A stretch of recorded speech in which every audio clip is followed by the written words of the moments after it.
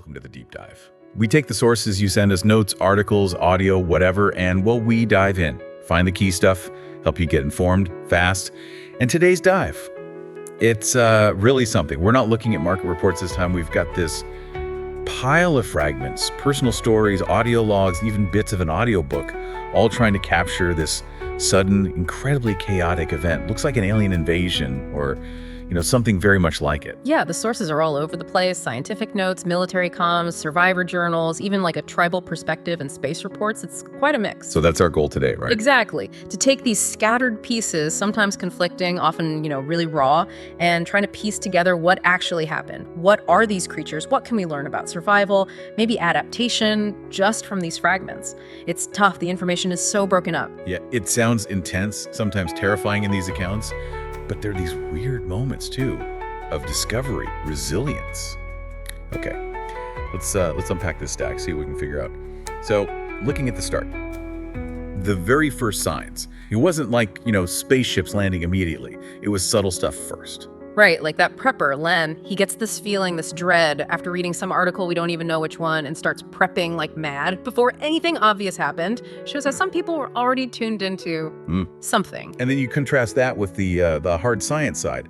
Years before, NASA picks up this signal. Yeah, from the Stark probe, way out past Pluto. 3 minutes of these complex tones, they logged it, couldn't figure it out. Just an anomaly back then. And astronomers seeing meteors that didn't act like meteors. Exactly. From the South African Large Telescope, stuff showing up in orbit, not burning upright, even seemed to multiply and change course. Right. So you see this progression, right? From weird signals to things specialists notice to suddenly, it's undeniably physical. Undeniable is right. And terrifyingly fast. That jump from, that's odd, to total catastrophe seems almost instant in these accounts. It really does. People describe these distant thuds shaking the ground, then the power just cuts out, total blackout. Like at the gas station the one Guppy and Vera were at. Silence, darkness, and then they're just there. The creatures. And the violence is immediate, like Brandon and Nate trying to get away in their Jeep. And one just takes Brandon. Pammy May's audio log on that is hard to listen to. She describes his body being dragged off, calls it boneless, just brutal efficiency. That speed, that ruthlessness, it comes up again and again, that giant herd of deer panicking, running blind. Yeah, like the animals knew first. And those roofing males scattered on the roads, Pammy finds them, Vera and Guppy hit them. That wasn't random. No, it feels targeted, like a message almost. Immobilize, then hunt. Precisely. These early personal stories, they're powerful because they show not just the horror, but the calculated tactics right from the start. Small details, big impact. So after that initial, pure chaos, people start trying to survive, but also trying to make sense of it all. Different approaches emerge pretty quickly. Definitely. You've got Len, the prepper. His earlier anxiety suddenly looks like genius. He heads straight for his bunker, relying on his plans, his supplies, pure physical security focus. And then there's Vera, the botanist. Her reaction is completely different. Right. She finds a dead creature, gets labeled S00001 in one log, very stark, and she doesn't just run. She starts examining it. 36 legs, 6 segments. A cicada organ. Exactly. She's applying her scientific training immediately, trying to figure out how they work, how they see prey based on the biology she can observe. Even in that situation, it's about gathering data. So fortify like Len or analyze like Vera. Or develop countermeasures.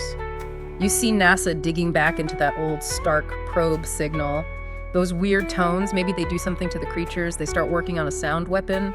So bunkers, science, sonic weapons.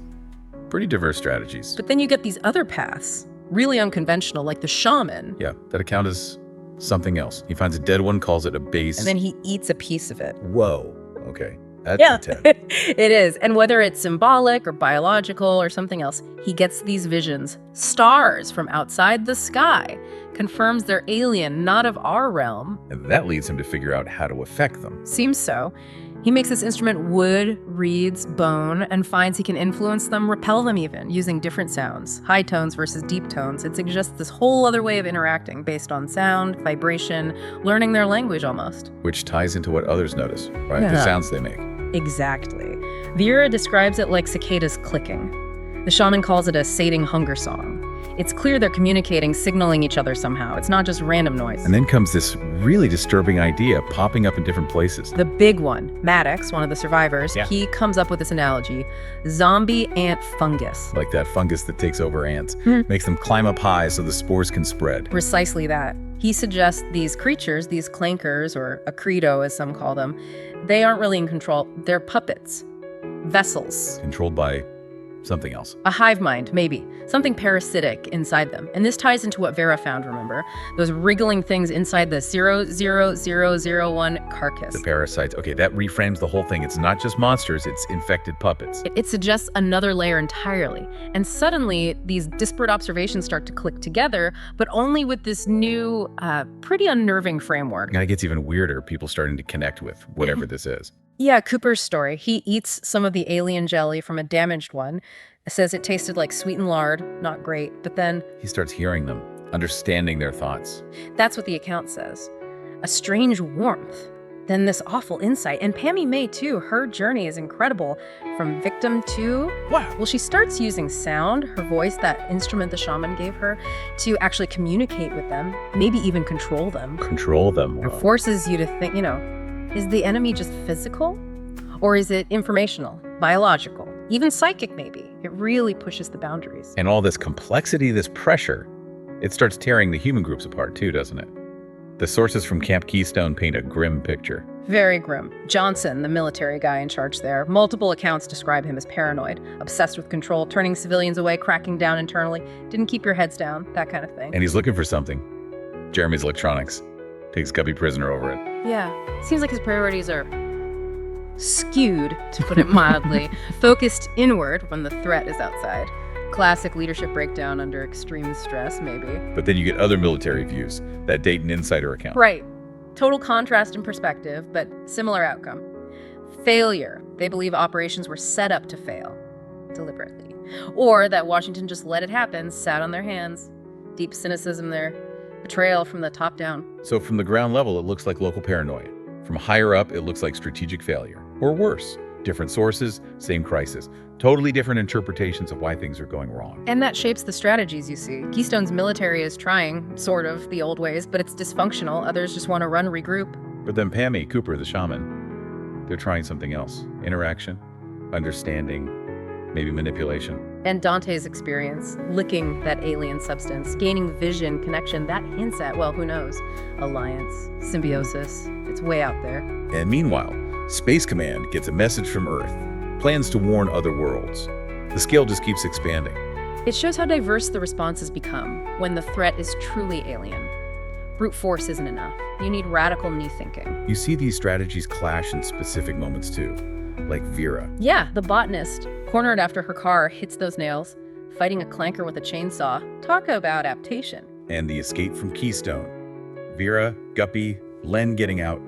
While Pammy, Maddox, and Cooper are outside, drawing attention, and then Pammy uses her music, her sound, to actually stop the clankers attacking them, turns them away. Was that intentional, helping the escape? Unclear, but it shows her growing power. And you feel the betrayals. Nate's secret, Johnson's actions. It all fuels the conflict. These moments really highlight how different beliefs about the enemy lead to different choices. Pammy thinks the clankers aren't the real enemy, just vessels, so her controversial idea. Lead them into the camp, or towards the main hive, to confront the controller. Exactly. A radical, dangerous idea based on her unique insight. Meanwhile, Len and Carla, they're going underground. Using the sound weapon Carla helped develop, based on the NASA data, combined with Len's gut feeling. Right. Carla's science, Len's instinct. I need to see this through, he says. Straight for the perceived source, two very different paths, both born from partial knowledge and a leap of faith. And throughout all this, people are just missing. The searches never stop. Pammy, looking for her family. The shaman for his tribe. Johnson, obsessed with finding Jeremy. Lavelle, too. It underscores the human costs, the fragmentation. Everyone's looking for missing pieces, literally and figuratively. So pulling it all together from these varied sources, what's the takeaway? First, this enemy.